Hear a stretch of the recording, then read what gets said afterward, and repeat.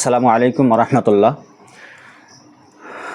প্রাণ প্রিয় দর্শক শ্রোতা, আশা করি আপনারা অনেক ভালো আছেন। প্রিয় দর্শক, আমি অনেক ভালো আছি আলহামদুলিল্লাহ। আজকে আপনাদের সম্মুখে যে ভিডিওটি আমরা উপস্থাপন করতে চলেছি, ভিডিওটি অনেক গুরুত্বপূর্ণ হতে চলেছে। আশা করি সম্পূর্ণ ভিডিওটি না টেনে দেখবেন। আর আমার চ্যানেলে যদি আপনারা নতুন হয়ে থাকেন তাহলে চ্যানেলটি সাবস্ক্রাইব করে রাখবেন। প্রিয় দর্শক, চলুন আমাদের আজকের ভিডিওটি সম্পূর্ণ দেখে আসি। যে 70,000 ইহুদি ইস্পাহান থেকে বের হবে। ইস্পাহান হচ্ছে ইরানের নগরী। আজও ইরানের মধ্যে ইস্পাহান নামে সেই নগরী আছে। আমরা প উচ্চারণ করি ইস্পাহান, আরবিতে এটা উচ্চারণ হয় না। আরবিতে হয় আল আসবাহানি, বা উচ্চারণ হয় ইসবাহান বা আসবাহানি। সেখান থেকে 70,000 ইহুদি দাজ্জালের সঙ্গী হবে, সাথী হবে এবং মুসলমানদের বিরুদ্ধে যুদ্ধ করবে। আর সেই যুদ্ধের অবস্থা কি হবে সেটাও আমরা দেখলাম। আরেকটি হাদিস দেখি। عن عوف بن مالك رضي الله تعالى عنه أنه قال, আউফ ইবনে মালিক রাদিয়াল্লাহু তাআলা আনহু থেকে বর্ণিত, তিনি বলেন, আমি একদা রাসূলুল্লাহ সাল্লাল্লাহু আলাইহি ওয়াসাল্লামের নিকটে আসলাম। রাসূল সাল্লাল্লাহু আলাইহি ওয়াসাল্লাম আমাকে কিয়ামতের আলামত গণালেন, আমার হাতে গণালেন। তার মধ্যে একটি আলামত রাসূল সাল্লাল্লাহু আলাইহি ওয়াসাল্লাম বললেন, সায়াকুনু হুদনাতুন মা'আর রোম, ইয়ানি সাতাকুনু হুদনাতুন বাইনাল মুসলিমিন ওয়ার রোম। রোমান খ্রিস্টানদের সাথে মুসলমানদের একটি চুক্তি হবে। আর রোমান খ্রিস্টানেরা এবং মুসলমানেরা চুক্তিবদ্ধ হয়ে তৃতীয় কমন শত্রুর বিরুদ্ধে যুদ্ধ করবে। তথা রোমান খ্রিস্টানদের শত্রু আর মুসলমানদের শত্রু এক। তৃতীয় কমন শত্রুর বিরুদ্ধে মুসলমানেরা যুদ্ধ করবে। এই যুদ্ধে রোমান খ্রিস্টান এবং মুসলমানেরা বিজয়ী হবে। বিজয়ী হওয়ার পর একজন খ্রিস্টান দাঁড়িয়ে বলবে যে আমরা আজকে বিজয়ী হয়েছি লিহাজা সলিব, এই ক্রুশের কারণে। গলায় ঝুলানো ক্রুশ দেখিয়ে বলবে এটার কারণে আজকে আমরা বিজয়ী হয়েছি।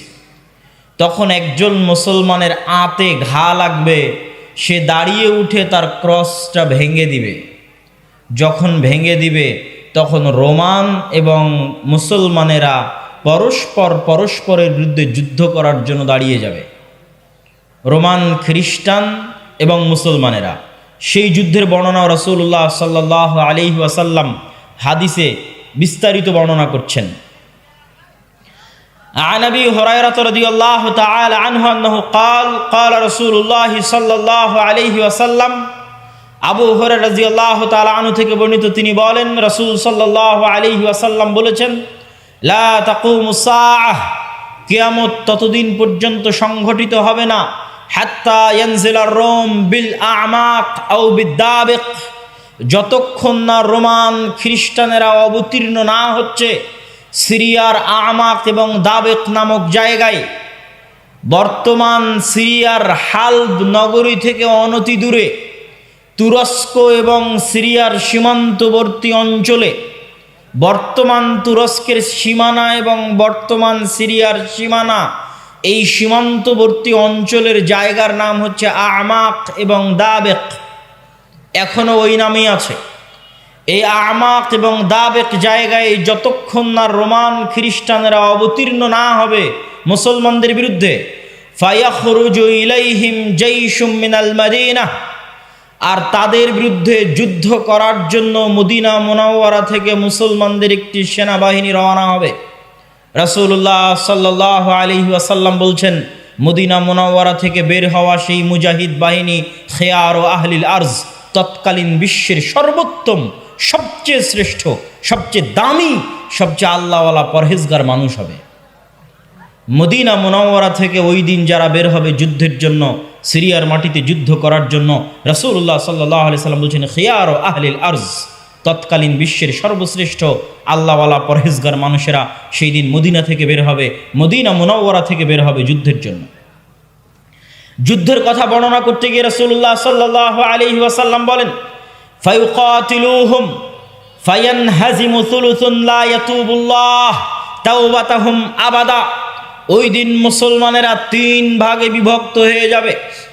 এক ভাগ যুদ্ধের মাঠ ছেড়ে পালিয়ে যাবে, আল্লাহ কোনোদিন এদের তওবা কবুল করবেন না।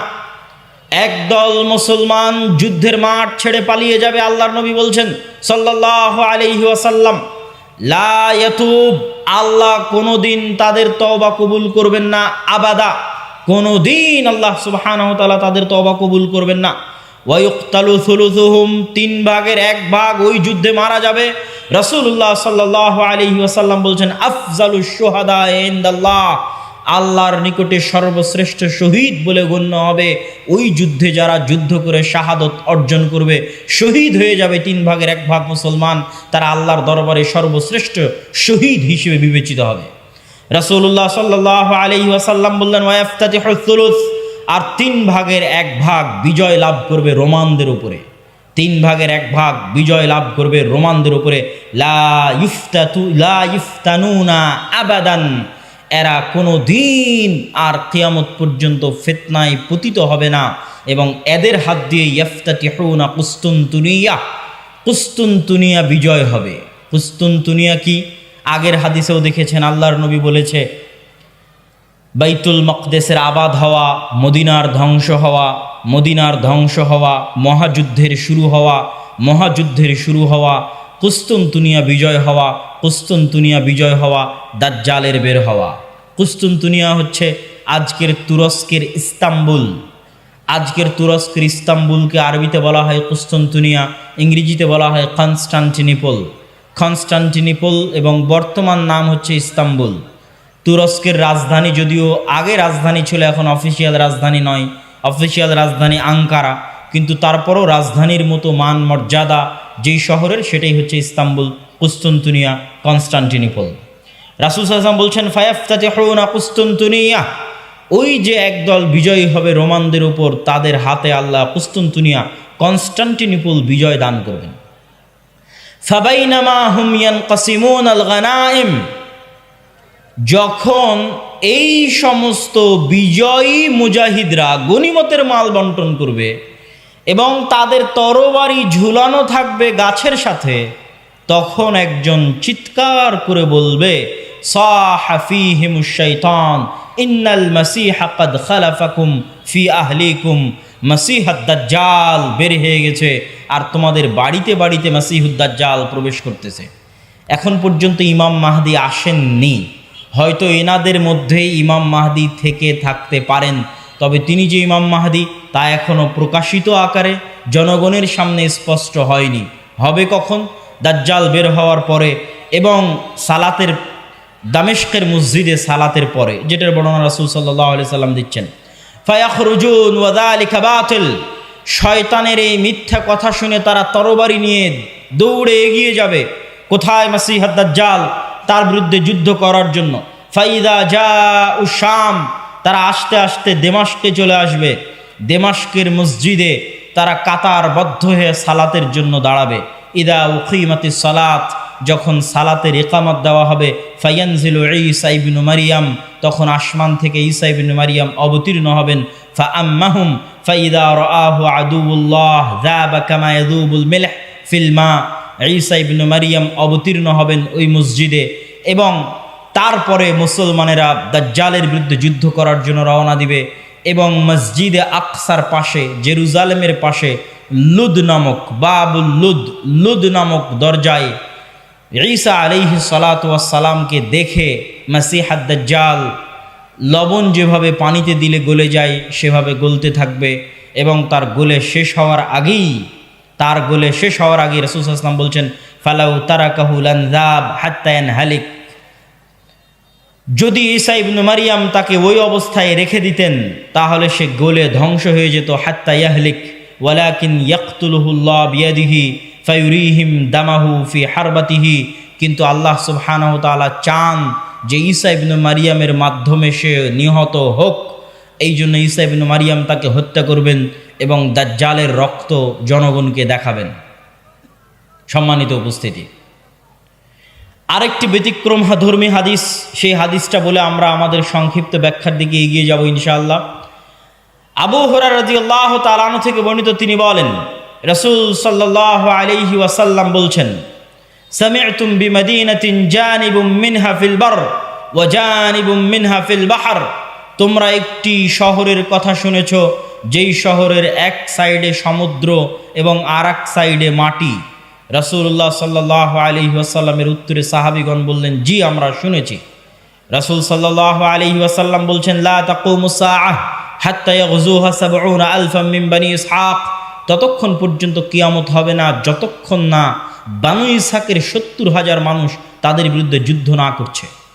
আর তারা সেই দিন যুদ্ধ করবে ওই শহর বিজয়ের জন্য। আর ওই শহর বিজয়ের জন্য ফালাম ইউকাতিলু বিসালাহ, কোনো অস্ত্রপাতি লাগবে না ওই শহর বিজয় করতে। ওয়ালাম ইয়ারমু বিসাহমিন, কোনো তীর নিক্ষেপ করা লাগবে না ওই শহর বিজয় করতে। ক্বালু লা ইলাহা ইল্লাল্লাহু আল্লাহু আকবার, তারা শুধু আল্লাহু আকবার ধ্বনি দিবে, তাকবীর ধ্বনি দিবে। ফায়াসকুতু আহাদু জানিবাইহা, ওই শহরের একটি প্রাচীর ধসে পড়ে যাবে। তারপরে দ্বিতীয়বার যখন তারা তাকবীর ধ্বনি দিবে তখন শহরের আরেকটি প্রাচীর ধসে পড়ে যাবে। তারা তৃতীয়বার যখন তাকবীর ধ্বনি দিবে তখন শহরের আরেকটি প্রাচীর ধসে পড়ে যাবে। ফাইফাররাজু লাহুম ফায়াদখুলুহা, তারা বিজয়ী বেশে ওই শহরে প্রবেশ করবে। ফায়াগনামু ফাবাইনাহুমা ইয়াকতাসিমুনাল মাগানিম, যেই মুহূর্তে তারা বিজয়ী বেশে শহরে প্রবেশ করবে আর গনিমতের মাল বন্টন করবে, তখন শয়তান চিৎকার করে বলবে, তোমাদের ঘরে দাজ্জাল প্রবেশ করে গেছে। সম্মানিত উপস্থিতি, পরপর আমরা 4টা হাদিস দেখলাম। এই 4টা হাদিস এক একজন এক একভাবে ব্যাখ্যা করতে পারে। আমি আগেও বলেছি যে যতদিন এই জিনিসগুলো না ঘটবে ততদিন এই জিনিসগুলোর প্রকৃত ব্যাখ্যা কেউ জানবে না। কিন্তু আমার কাছে সংক্ষিপ্তভাবে যেটা মনে হয়েছে যে উমরান ও বাইতুল মাকদেস আবাদ হওয়া, কেউ কেউ ব্যাখ্যা করে এই যুগের যে বাইতুল মাকদেস আবাদ হওয়া মানে ইহুদিরাই জেরুজালেম দখল করে নিবে এবং সেখানে বিশাল রাজধানী প্রতিষ্ঠা করবে। প্রতিষ্ঠা করার মাধ্যমে সে এটা পৃথিবীর একটি জাঁকজমকপূর্ণ একটা বিশাল বড় শহর, লন্ডন দুবাইয়ের মতো একটা বড় শহরে পরিণত হয়ে যাবে জেরুজালেম, যেটা থাকবে তাদের হাতেই, আমাদের হাতে নয়। কেউ বলেছেন এটা। আর আমার কাছে সংক্ষিপ্তভাবে মনে হয়েছে যে উমরান ও বাইতুল মাকদেস আবাদ হওয়া মানে মুসলমানদের হাতেই বাইতুল মাকদেস থাকবে এবং মুসলমানেরাই বাইতুল মাকদেস বিজয় করবে এবং সেখানে সালাত সিয়াম সকল কিছু বাস্তবায়ন হবে এবং বাইতুল মাকদেস মুসলমানদের হাতে আগেই বিজয় হবে, তথা যে ঘটনাগুলো পরবর্তীতে সংঘটিত হচ্ছে সেগুলোর আগেই মুসলমানদের হাতে বাইতুল মাকদেস থাকবে। কখন থাকবে আল্লাহ সুবহানাহু ওয়া তাআলা ভালো জানেন। এবং বাইতুল মাকদেসের বিজয় হওয়া মানে মদিনার ধ্বংস হওয়া কি? হয়তো মদিনা অনাবাদ হয়ে যেতে পারে, মদিনার যে শান শওকত সেই শান শওকতে কমতি আসতে পারে, যে কোনো কারণে আসতে পারে। যেহেতু মুসলমানেরা বাইতুল মাকদেস ফিরে পেয়েছে সেহেতু বাইতুল মাকদেস কেন্দ্রিক মুসলমানদের নতুন কিছু তৈরি হতে পারে। যেমন উমাইয়া খেলাফাত আমলে যখন আবদুল্লাহ ইবনে জুবাইরের হাতে মক্কা এবং মদিনা ছিল, তখন উমাইয়া খলিফারা মক্কা মদিনা জিয়ারত করতে না পারার কারণে তারা তাদের সকল ধন সম্পদ খরচ করত বাইতুল মাকদেসের পিছনে। তথা এই মসজিদকে কেন্দ্র করে মুসলমানদের একটা ব্যস্ততা, শহর বন্দর সকল কিছু গড়ে উঠবে এই শহরকে কেন্দ্র করে এবং মদিনা অনাবাদ হয়ে যাবে। মদিনা অনাবাদ হয়ে গেলে যুদ্ধ শুরু হবে। কোন যুদ্ধ? যেই যুদ্ধ আমরা আলোচনা করলাম, এই যুদ্ধকে রাসূল সাল্লাল্লাহু আলাইহি সাল্লাম বলছেন আল মালহামা আল কুবরা। এবং এই যুদ্ধের বর্ণনা দিতে গিয়ে অন্য হাদিসে রাসূলুল্লাহ সাল্লাল্লাহু আলাইহি ওয়াসাল্লাম বলেছেন যে এই যুদ্ধে এত বেশি পরিমাণ মানুষ মারা যাবে যে একটা উড়ন্ত পাখি যদি আকাশে উড়তে থাকে তাহলে উড়তে উড়তে সে ক্লান্ত হয়ে যাবে, কিন্তু লাশের সারি সে উড়ে শেষ করতে পারবে না, এত বেশি পরিমাণ মানুষ মারা যাবে এই যুদ্ধে। আর এই যুদ্ধের পরপরই কুস্তুনতুনিয়া বিজয় হবে মানে আজ তো ইস্তাম্বুল মুসলমানদের হাতে আছেই। হাদিসের ভাষায় বোঝা যায় যে ইস্তাম্বুল একদিন মুসলমানদের হাতে থাকবে না। আজ আছে কিন্তু একদিন থাকবে না। তথা আজকের যে তুরস্ক, এটা আজকে মুসলমানদের হাতে থাকলেও হাদিস প্রমাণ করছে যে দাজ্জাল যেই মুহূর্তে বের হবে ওই মুহূর্তে কনস্টান্টিনোপল, ইস্তাম্বুল, তুরস্ক মুসলমানদের হাতে নাই, থাকবে না। তথা সেটা মুসলমানেরা যে কোনো সময় হারিয়ে ফেলতে পারে, অদূর ভবিষ্যতে নিকট ভবিষ্যতে। আল্লাহ সুবহানাহু ওয়া তাআলা ভালো জানে কখন হারিয়ে ফেলবে, কেন না হারালে বিজয় কিসের। আর যেই বিজয়ের কথা রাসূল সাল্লাল্লাহু আলাইহি সাল্লাম বলছেন, এই বিজয় নিকটে, কিয়ামতের নিকটবর্তী, দাজ্জাল বের হওয়ার পূর্ব মুহূর্তের বিজয়। সম্মানিত উপস্থিতি, তাহলে মোটামুটি যদি আমরা এই দুইটা জিনিসের ব্যাখ্যা এভাবে দাঁড় করাই যে বাইতুল মুকাদ্দাস আগেই মুসলমানেরা বিজয় করবে, সেটাই হচ্ছে বাইতুল মুকাদ্দাসের আবাদ। আর কুস্তুনতুনিয়া কিয়ামতের পূর্ব মুহূর্তে বিজয় হবে, তার অর্থ হচ্ছে কুস্তুনতুনিয়া মুসলমানেরা হারিয়ে ফেলবে, কনস্টান্টিনোপল মুসলমানেরা হারিয়ে ফেলবে। এখন হাদিসের আরও একটা অংশ ব্যাখ্যা করতে বাকি, রোম কারা।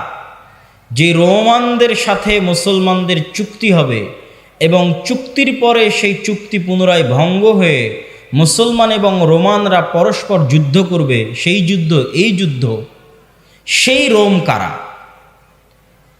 এই বিষয়ে মুহাদ্দিসিনে কেরাম এবং মুফাসসিরিনে কেরামের মধ্যে মতভেদ হওয়ার সবচেয়ে বড় কারণ হচ্ছে, আল্লাহর নবীর যুগে রোম বলতে যাদেরকে বোঝানো হতো তাদের রাজধানী ছিল কনস্টান্টিনোপল। আল্লাহর নবীর যুগে, মানে যেই সময়ে আল্লাহর নবী এই হাদিস বলতেছেন, ওই সময়ে রোম বলে যাদের বোঝানো হতো তাদের রাজধানী তুরস্কের ইস্তাম্বুল, কনস্টান্টিনোপল। এবং মুসলমানেরা এটা কোনোদিনই বিজয় করতে পারেনি। মুসলমানেরা এটা বিজয় করেছে অনেক পরে, আজ থেকে 500 অথবা 600 বছর আগে। উসমানীয় খেলাফত আমলে মুসলমানেরা বিজয় করেছে, না উমাইয়া খেলাফত আমলে, না আব্বাসী খেলাফত আমলে কোনোদিন বিজয় হয়নি।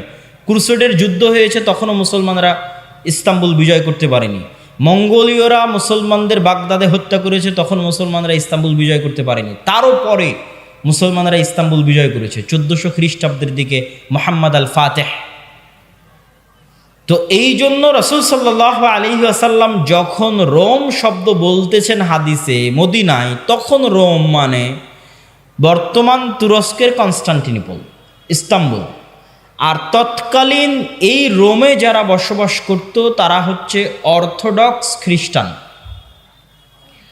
আর আজকে ইতালির যারা রোম, ইতালির রাজধানী রোম, ইউরোপের যারা খ্রিস্টান, আমেরিকার যারা খ্রিস্টান, তারা হচ্ছে ক্যাথলিক খ্রিস্টান। এবং তাদের মধ্যে বিশ্বাসগত এবং আকীদাগত পার্থক্য আছে অনেক বিষয়ে, পদ এবং পদবীগত পার্থক্য আছে, কৃষ্টি কালচার, সামাজিক আচার ব্যবহারগত পার্থক্য আছে। তাহলে রোম বলতে আমরা যদি তৎকালীন রোম ধরি, তথা অর্থোডক্স খ্রিস্টানদের হাতে যখন কনস্টান্টিনোপল ছিল, সেই অর্থোডক্স খ্রিস্টানেরা এখন বসবাস করে রাশিয়ায়। রাশিয়া এবং ইউক্রেনের যুদ্ধের অন্যতম একটা কারণ হচ্ছে, ইউক্রেনে ইউরোপিয়ান এবং আমেরিকানেরা ক্যাথলিক খ্রিস্টানের চর্চা বাড়াচ্ছিল, যেটা রাশিয়া কখনোই চায় না যে তার আশেপাশের কোনো দেশে ক্যাথলিক খ্রিস্টানের চর্চা বাড়ুক, কেননা তারা মানে অর্থোডক্স খ্রিস্টান। এবং আমার এর উপর বিস্তারিত ভিডিও আছে ইতিসাম টিভিতে রাশিয়া এবং ইউক্রেনের উপর, যেখানে এই পয়েন্টে আরও বিস্তারিত ইন ডিটেইলস আলোচনা করা আছে। তাহলে আল্লাহর নবীর যুগের রোম যদি ধর্মীয় দৃষ্টিকোণ থেকে তাদের পরিচয় দেখি, যে আল্লাহর নবী যেই সময়ে হাদিস বলছেন ওই সময়ে রোম বলতে কাদের বোঝা হতো, তাহলে কনস্টান্টিনোপলে যে অর্থোডক্স খ্রিস্টানেরা ছিল তাদেরকে বোঝানো হতো। তারা আজ কোথায় আছে? তারা আজ রাশিয়াতে আছে। এবং রাশিয়া যে যুদ্ধগুলো লড়ে, সেই যুদ্ধগুলোর পিছনে অনেক ধর্মীয় কারণ আছে, যেটাও আমি আমার ওই ভিডিওতে স্পষ্ট আকারে, ডকুমেন্টারি আকারে দেখিয়েছি, যে এই যুদ্ধগুলো শুধু বাহ্যিক কোনো কারণে লড়াই করা হয় না, বরং ধর্মীয় কারণে লড়াই করা হয়। যেমন আজকে ইসরায়েল এবং ফিলিস্তিনের যুদ্ধে ইসরায়েল যে যুদ্ধ করতেছে, এটা শুধু বাহ্যিক কোনো কারণ নয়, বরং এর পিছনে ধর্মীয় কারণ আছে, সেটাও বলবো বক্তব্যের শেষের দিকে ইনশাল্লাহ। আর যদি বলি যে না, তারা নয়, তাহলে ইতালির রাজধানী যে রোম, ইতালির রাজধানী রোম মানে আজকের ইউরোপ, আজকের আমেরিকা, যারা আমাদের বিরুদ্ধে ক্রুসেডের যুদ্ধ করার জন্য এসেছিল কয়েক শতাব্দী আগে। বাইতুল মুকাদ্দাস খ্রিস্টানেরা দখল করেছিল, সুলতান সালাহুদ্দিন আইয়ুবী বিজয় করেছিলেন সেই ক্রুসেডাররা।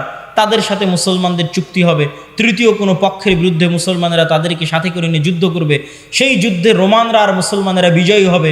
তারপরে রোমানদের একজন বলবে এই ক্রুশের কারণে বিজয়ী হয়েছিলাম, এক মুসলমান উঠে ভেঙে দিবে, তখন আবার তারা পরস্পর মুখোমুখি দাঁড়িয়ে যাবে। আর এই যুদ্ধ হচ্ছে মালহামা, যেটা সিরিয়াতে হবে। আজকের যে ফিলিস্তিন, আজকের যে ইসরায়েল, এগুলোও সিরিয়া। আজকের যে জর্ডান, এগুলোও সিরিয়া। সেই যুদ্ধ হবে সিরিয়াতে। আর ওই যুদ্ধে মুসলমানদের হেডকোয়ার্টার হবে গোতা নামক জায়গায়, যে গোতা নামক জায়গাটি হচ্ছে সিরিয়ার রাজধানী দামেস্ক থেকে অনতি দূরে। আর সেই যুদ্ধে রোমানদের হেডকোয়ার্টার হবে আমাক এবং দাবেক নামক জায়গায়, যা বর্তমান সিরিয়া এবং তুরস্কের সীমান্তবর্তী অঞ্চলে এখনও সেই নামে সেই জায়গা পরিচিত এবং জানা যায়। সম্মানিত উপস্থিতি, আজকে দাজ্জালের যে লম্বা হাদিস আছে, সেই লম্বা হাদিস থেকেও দু একটা পয়েন্ট বলে এই মাটি, এই অঞ্চলের গুরুত্ব বোঝানোর আজকের এই পর্বের আলোচনার আমরা শেষের দিকে চলে যাব ইনশাআল্লাহ। দাজ্জালের হাদিস আপনারা সকলেই জানেন, কিন্তু সেই হাদিসে যে জায়গাগুলোর কথা দাজ্জাল বলেছে আমরা সেটাই একটু সংক্ষিপ্তভাবে তুলে ধরব।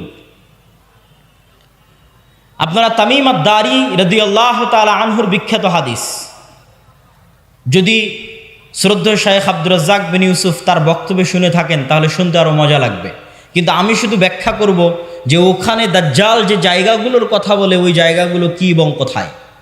তো তামিম আদ-দারি রাদিয়াল্লাহু তাআলা আনহু তারা নৌকা নিয়ে সফরে বের হয়েছিলেন। 1 মাস সমুদ্রের মধ্যে ঘুরপাক খেতে থেকেছেন। ঘুরপাক খেতে খেতে যখন একটা দ্বীপে গিয়ে ঠেকেছেন, সেই দ্বীপে তাদের সাথে দাজ্জালের সাক্ষাৎ হয়েছে।